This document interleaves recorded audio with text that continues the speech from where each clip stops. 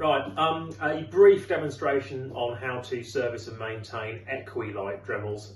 The good news is that most of this is factory service only. So the drive cable that runs from the motor unit to the handpiece is sealed with seal bearings on either end.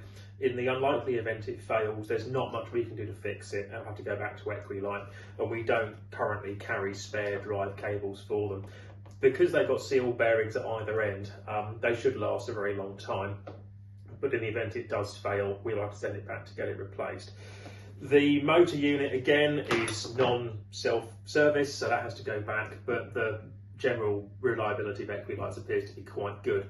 With regards to the hand pieces, very similar external aesthetic to the Dearsons, but you can't strip them and pull them apart. We don't have the tools or the capability to remove the heads and to remove the handles and the bearings at the end. So again, these are an equilite servicing job.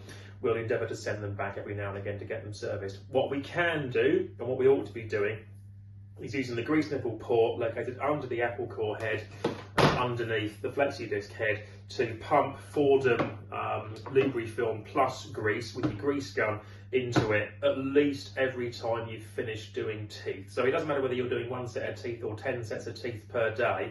Once you've finished and cleaned your kit off, push the grease nipple in quite hard, making sure it goes in perpendicular to the grease nipple. You'll push the little ball bearing back out of the way, and you can then pump grease in. Basically 2 or 3 pumps will fill an apple core, 3 or 4 pumps will fill a flexi disc.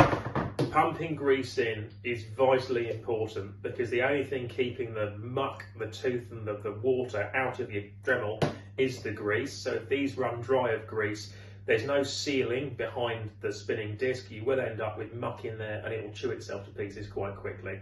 Having spoken to Dearson in the past, the primary reason for these hand pieces failing is muck getting inside the head and then chewing the gears up. Tooth is quite hard, not quite as hard as the gears, but the gears will blunt themselves and fall apart quite quickly. So do please make sure you keep these heads greased. Beyond that, there's not very much to do with equilites. They're fairly easy to maintain.